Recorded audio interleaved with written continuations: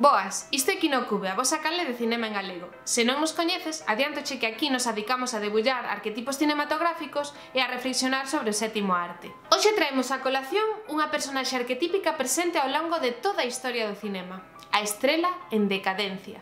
You're Norma Desmond. Used to be in silent pictures, used to be big. I am big.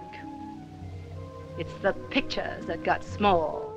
É curioso, para comezar, que existan tantas películas que versan sobre o propio cinema, sobre o oficio de cineasta, guionista ou intérprete. É normal, tamén hai moita literatura que versa sobre o oficio de escribir. A xente escribe e guioniza sobre o que sabe, sobre o mundo que o rodea, sobre as situacións que vive o día. Aínda que sexa un chisco como Mirarse en Vigo, o cinema sobre cinema é interesante porque revela parte do trampantollo, parte da tramolla da máquina de facer soños. A xente anónima, polo xeral, encántalle saber sobre as vidas das grandes estrelas. Isto é así hoxe, coa reality TV sobre celebridades, pero tamén o era nos anos 50 e incluso antes da invención do cinema. Imos contextualizar un chisco esta historia. Dende que formamos sociedades, hai individuos que destacan, ou que facemos destacar, polo seu talento ou habilidade.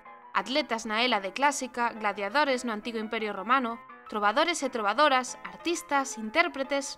No ano 1597 aparece a ópera e con ela comeza a concretarse a figura da estrela, do divo ou da diva do que beberá o noso arquetipo. Coñecemos nomes como de Anna Renzi, veneciana do século XVII, ou Farinelli, o famoso castrato do século XVIII. Na época de Mozart, as áreas de ópera son encargadas ex profeso por cantantes e intérpretes para lucir as súas voces privilexiadas. E tamén levan vidas excitantes de excesos e desenfreo, que contribúen á construción da súa lenda. Soabos de algo? Iso é porque nos estamos achegando ao tema principal. Co teatro e a ópera do século XIX estoura un novo boom de intérpretes que destacan sobre os demais e se converten en grandes estrelas. Saga Bernhardt é a gran diva de finais de século.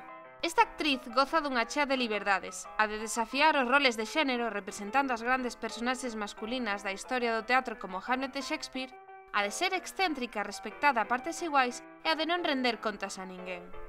Din que en ocasións dormía nun ataúde, pero non era unha vampiresa nin nada parecido. O que pasa é que a xente encantáballe ver morrer en escena a Bernhardt, porque era a máis tráxica, a máis épica. A Bernhardt cheganlle cartas perfumadas de todas as partes do mundo e a xente paga o que faga falta por vela, por asistir ás súas actuacións nos seus tours internacionais. E, por suposto, chegamos ao cinema. A propia Bernhardt foi das primeiras en dar o salto á gran pantalla. Cando o sistema de estudos de Hollywood comezou a chegar ás grandes masas de espectadores, foi a través do Star System. Florence Lawrence, alcumada como Biograph Girl por ser a protagonista das curtas desta produtora, e pouco despois Mary Pickford, foron cecais as primeiras movie stars. Antes de Pickford, no cinema primitivo, as produtoras crían que dar fama aos intérpretes era instarles a pedir máis soldo. Porén, acabaron comprendendo que a curiosidade do público pola xente que interpretaba os seus roles favoritos daba máis cartos que aforrar nos seus soldos. Tamén ten que ver coa mellora da calidade das cámaras e o desenvolvemento da linguaxe cinematográfica, que permitiron por fin achegarse ás caras dos intérpretes e recoñecelos a primeira vista. Nese momento, herdouse do teatro e da ópera a figura da diva, ou do divo, que gañaban millóns polas súas aparicións, xa que eran as persoas que realmente movían as masas. E os estudos comezaron a esforzarse en procurar a seguinte grande estrela, nun ciclo de auxe e caída dos rostros máis coñecidos e amados pola audiencia. En 1928 estréase The Jazz Singer, de Alan Crosland, e todo cambia. Xa houbera algún experimento de sonorizar o cinema, pero é esta proposta a que consegue cambiar o paradigma ao achar a maneira óptima de sincronizar a imaxe coa banda sonora. A partir de agora, as películas son talkies, e a voz é un factor importante á hora de escoller a unha persoa para un rol cinematográfico. Xa non podías contar con Pola Negri para a versión original yankee da tua película, porque Pola Negri non falaba inglés, e o pouco que puidera falar tería un sotaque alemán moi pouco atractivo para as audiencias americanas. A Garbo fala e o mundo escoita. En ocasións, o paso da tua estrela ao sonoro podía ser unha boa estrategia de marketing, pero podías arriscarte a que a persoa non tivese unha boa locución, non soubese aprender as liñas de diálogo ou a súa voz non casaba para nada coa súa face. Houbo xente que se sorprendeu da rudeza da voz da Garbo, por exemplo. Mas Greta Garbo non saiu mal parada dentro da revolución tecnolóxica e artística que chegou co son. Foron máis tristes algúns casos como o de Gloria Swanson ou Buster Keaton, que perderon a maior parte de traballos e ingresos e case toda a atención do público a partir dos sonoros 30.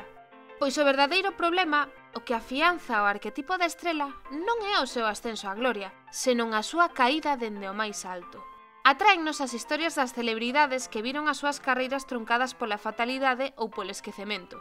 Entre as historias máis tráxicas ou paradigmáticas podemos atopar a amarga vida de Judy Garland entre trastornos alimenticios inducidos polas necesidades de produción e o abuso de alcohol e outras sustancias.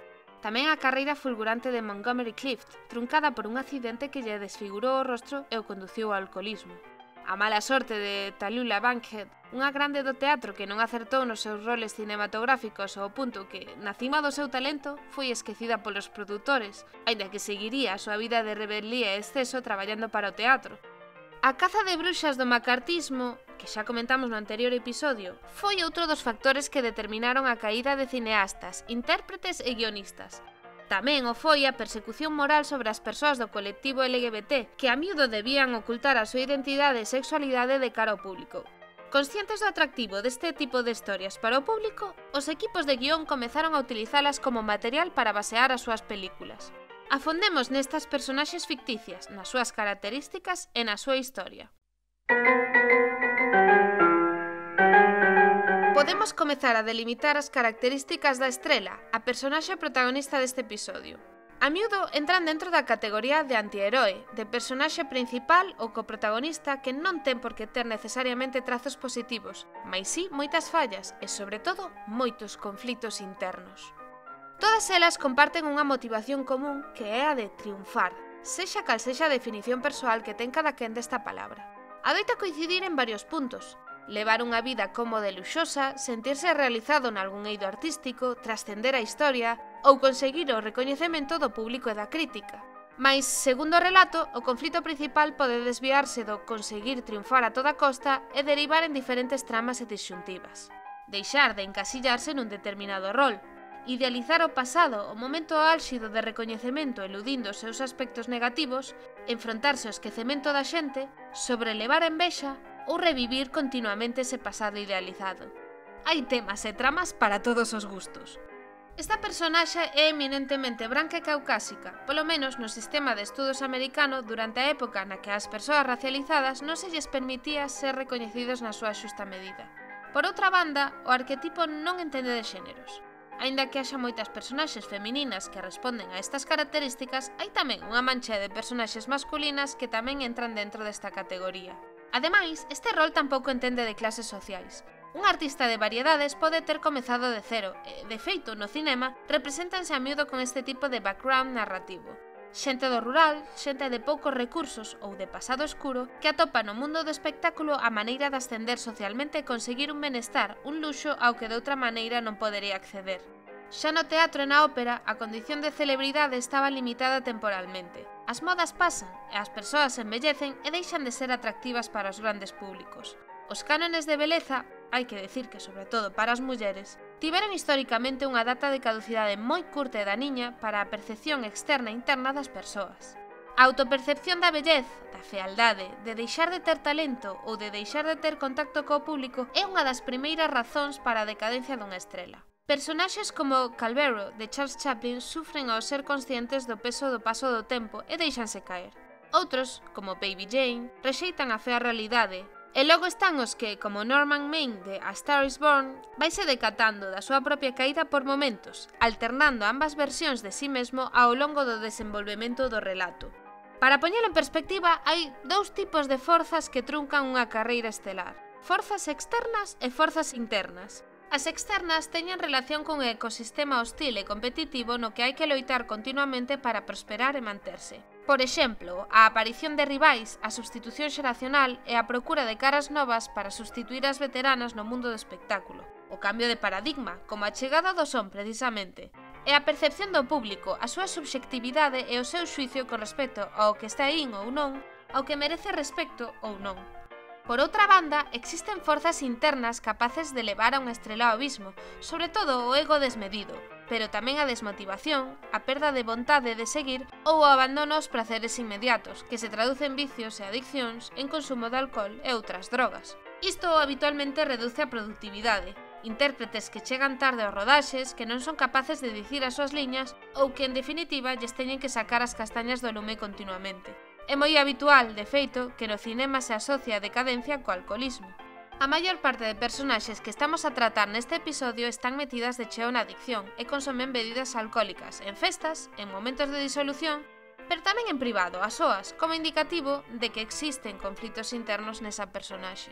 É posible que no contexto do cinema sometido ao Código Hays o consumo de alcohol se trate como un eufemismo que representa a outras drogas máis duras e de carácter ilegal.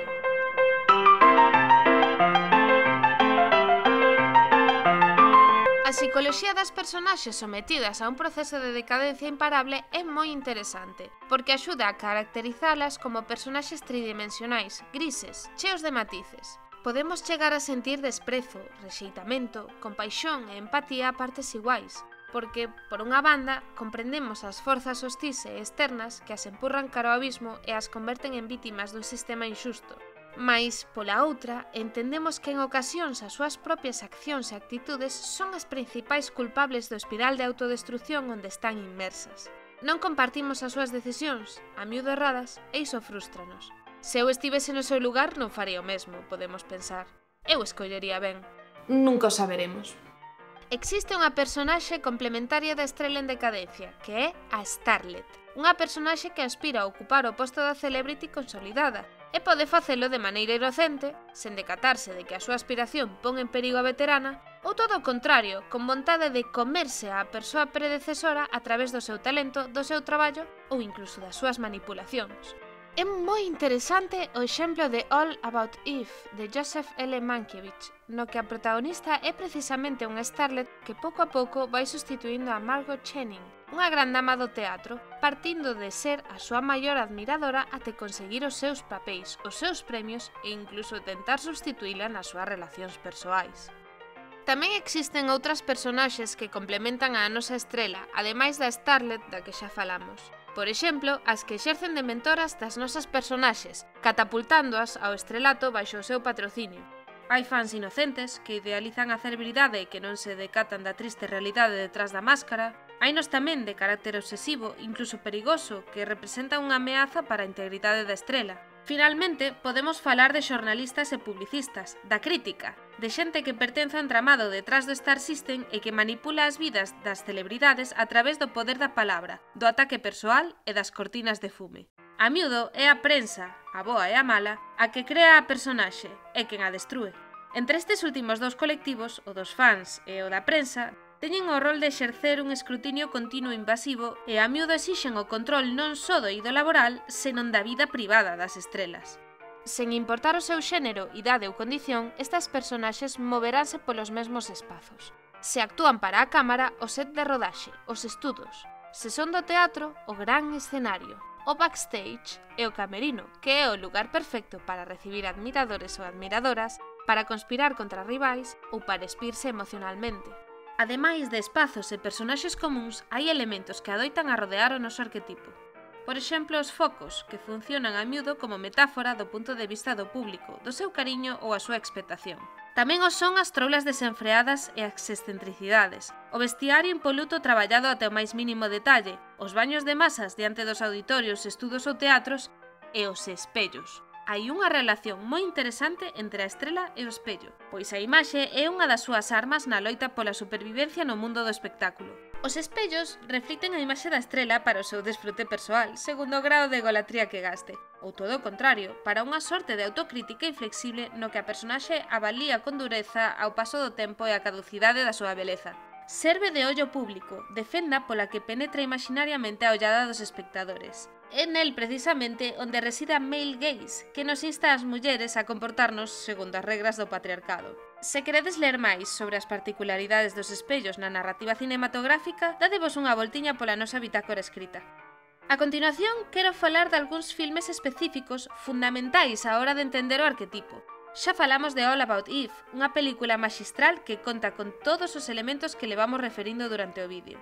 Gustaríame tamén falar de Whatever Happened to Baby Jane, de Robert Aldrich. Trátase dunha película eixe, dun cambio de paradigma capaz de crear por sí soa un subxénero do terror psicolóxico, o psychobilly ou hack horror, baseado no medo que pode chegar a provocar unha muller maior con máis ou menos problemas psicolóxicos. Entendo que isto soa edadista e incluso sexista. Pode haber debate nos motivos polo que unha actriz maior acepta este tipo de papéis. Constanos, por exemplo, que Bette Davis estivo sempre moi orgullosa do seu papel como Baby Jane. Foi para ela un rol divertido, diferente, facer dunha persoa desagradable, cunha personalidade extrema.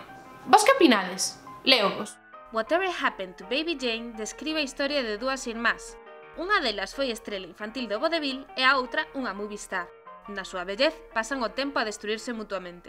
Non só conta cunhas das mellores actuacións de dúas fantásticas actrices como Bette Davis e Joan Crawford, non só reflicte varios dos elementos dos que estivemos a falar como o alcoholismo ou a nostalgia polo pasado idealizado, que ademais a particularidade deste filme é que é tan interesante toda a historia da súa produción como a propia trama da película. A rivalidade entre as irmás Jane e Blanche Hudson víase reflectida nos conflitos entre Davis e Crawford. Como dato curioso, algúns creen que esta película está baseada na inimizade real entre dúas actrices, irmás, de verdad, Olivia de Havilland e Joan Fontaine.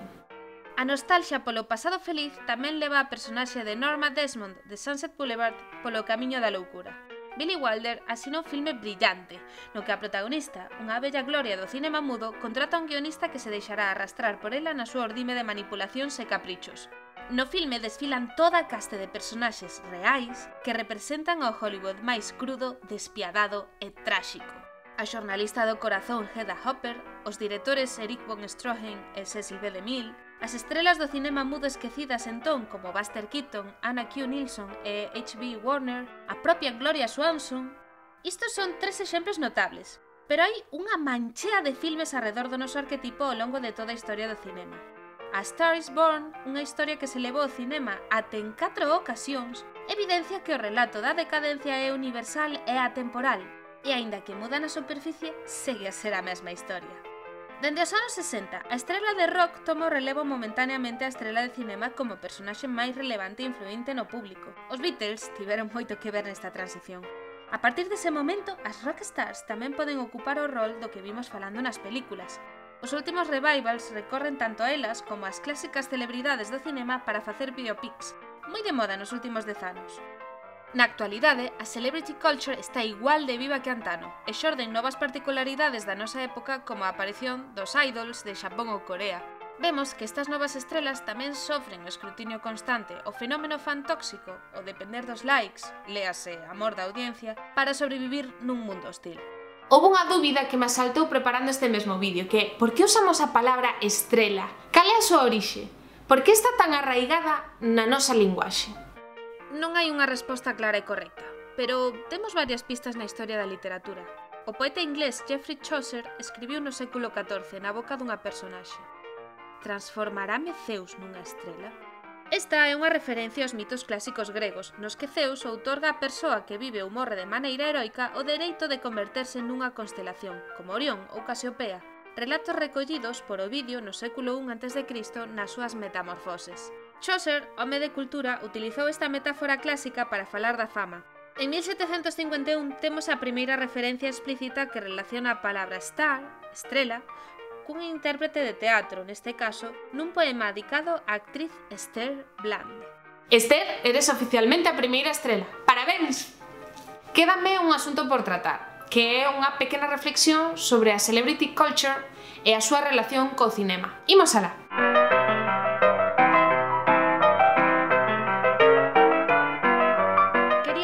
Para falar da tramolla, da urdime detrás da produción cinematográfica que a miúdo se funde coas narrativas que vemos reflectidas na pantalla, como a rivalidade insana entre a Davis e a Crawford no set de Baby Jane, ou os retratos en cuartel que Billy Wilder fai do Hollywood máis cruel en Sunset Boulevard.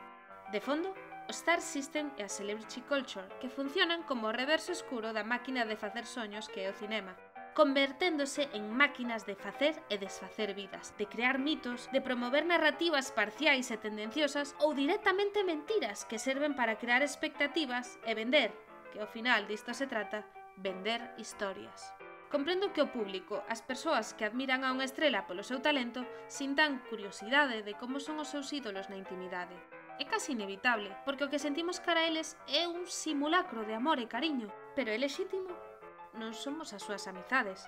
Nin sequera os coñecemos realmente, senón que coñecemos a versión idealizada que creamos deles nas nosas mentes.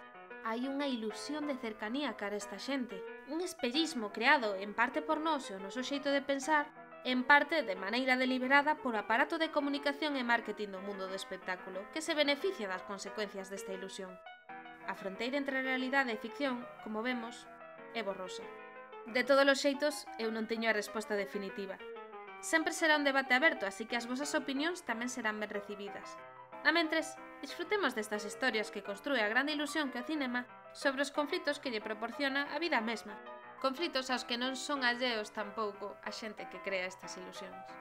Antes de despedirme, quería agradecer de corazón o cariño que nos brindastes desde o primeiro vídeo da Canle. Foi unha sorpresa recibir unha nominación ao Premio do Público de Youtubeiras e significa moitísimo para nós. Así que grazas polo voso apoio e até o vindeiro episodio.